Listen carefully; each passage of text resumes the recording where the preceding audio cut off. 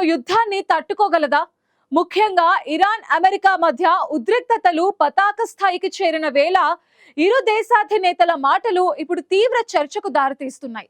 తమ ఆర్థిక ఇబ్బందులను అడ్డం పెట్టుకుని దేశాన్ని విడగొట్టాలని ట్రంప్, నెతన్యాహు చూస్తున్నారంటూ ఇరాన్ అధ్యక్షుడు మసౌద్ పెజెష్కియాన్ తీవ్ర ఆరోపణలు చేశారు. అయితే ఆశ్చర్యకరంగా అదే సమయంలో తమకు అమెరికాతో యుద్ధం వద్దు అని కూడా ప్రకటించారు. మరోవైపు డొనాల్డ్ ట్రంప్ తనదైన శైలిలో స్పందిస్తూ ఇరాన్ స్వయంగా చర్చలకు వచ్చింది అని చెప్తూనే ఇరాన్ దిశగా అమెరికా యుద్ధ నౌకలను పంపుతున్నారు. అసలు ఇరాన్ లో ఏం జరుగుతోంది? ట్రంప్ ఎత్తుగడేంటి? Let's watch the story.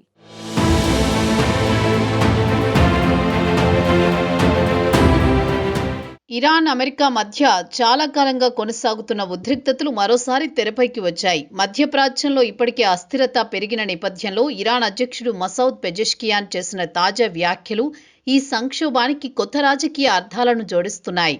టెహ్రాన్లో దేశీయ ఆర్థిక సమస్యలను ఆయుధంగా మలుచుకుని అమెరికా, ఇజ్రాయెల్, యూరప్ దేశాల నాయకులు ఇరాన్లో అశాంతిని రెచ్చగొడుతున్నారని ఆయన తీవ్ర ఆరోపణలు చేశారు.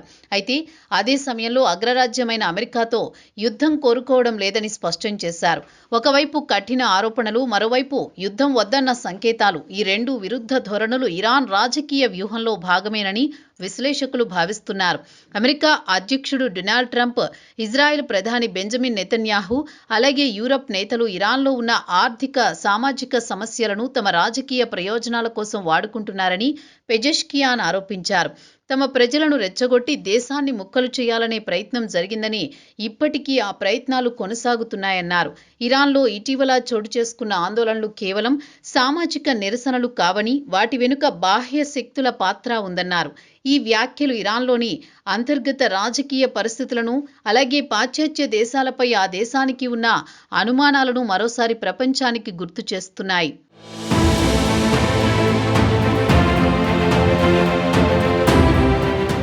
ఇరాన్ ప్రస్తుతం తీవ్రమైన ఆర్థిక ఒత్తిడిని ఎదుర్కొంటోంది. అమెరికా సృష్టించిన అడ్డంకులు, చమురు ఎగుమతులపై ఆంక్షలు, అంతర్జాతీయ బ్యాంకింగ్ వ్యవస్థ నుంచి వేరుపడడం, అలా ఈ అన్ని కారణాల వల్ల ఇరాన్ ఆర్థిక వ్యవస్థ కుదేలవుతోంది. ఈ నిరుద్యోగం, ధరల పెరుగుదల, కరెన్సీ విలువ పతనం వంటి సమస్యలు ప్రజల్లో అసంతృప్తిని పెంచుతున్నాయి. ఇదే అసంతృప్తిని బాహ్య శక్తులు తమకు అనుకూలంగా మలుస్తున్నాయన్న భావన ఇరాన్ పాలకవర్గంలో బలంగా ఉంది. పెజెష్కియాన్ వ్యాఖ్యలు ఈ రాజకీయ ఆవేదనకు ప్రతిబింబంగా కనిపిస్తున్నాయి. అయితే అదే సమయంలో ఇరాన్ యుద్ధాన్ని కోరుకోవడం లేదన్న సందేశాన్ని స్పష్టంగా ఇవ్వడం కూడా అంతే కీలకంగా మారింది.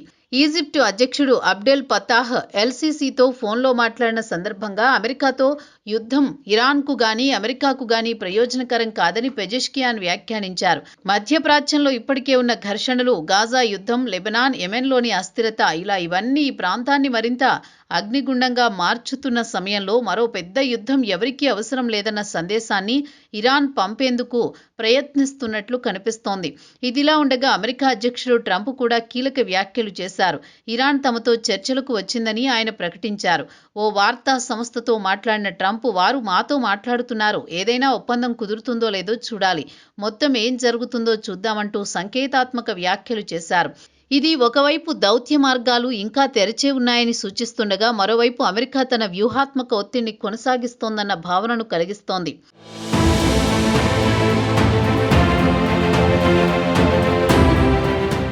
అయితే ట్రంప్ మాత్రం అమెరికా యుద్ధ నౌకలు ఇరాన్ దిశగా కదులుతున్నాయన్న పరోక్ష హెచ్చరికలు చేశారు. భద్రతా కారణాల దృష్ట్యా దాడి ప్రణాళికల గురించి ఇప్పుడే వివరాలు వెల్లడించలేమని చెప్పడం ద్వారా అవసరమైతే సైనిక చర్యలను కూడా వెనుకాడబోమన్న సంకేతాన్ని ఇచ్చారు.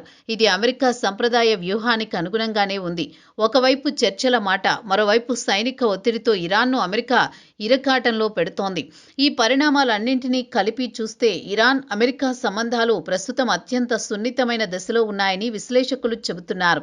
ఇరాన్ ఆర్థిక సమస్యలతో కుంగిపోతున్నా తమ సార్వభౌమత్వాన్ని కాపాడుకోవాలన్న పట్టుదలతో ఉంది. అమెరికా మాత్రం ఇరాన్ అణు కార్యక్రమం, ప్రాంతీయ ప్రభావాన్ని నియంత్రించాలన్న లక్ష్యంతో ఒత్తిడి కొనసాగిస్తోంది. ఈ రెండు ధోరణుల మధ్య దౌత్యమే గెలుస్తుందా, లేక సైనిక ఉద్రిక్తతలు పెరుగుతాయా అన్నది రాబోయే రోజుల్లో తేలనుంది. ఒకవేళ ఇరు దేశాల మధ్య ఒప్పందం కుదిరితే అది మధ్యప్రాచ్యానికే కాకుండా ప్రపంచ ఆర్థిక వ్యవస్థకు కూడా ఓ పెద్ద ఊరట అవుతుంది.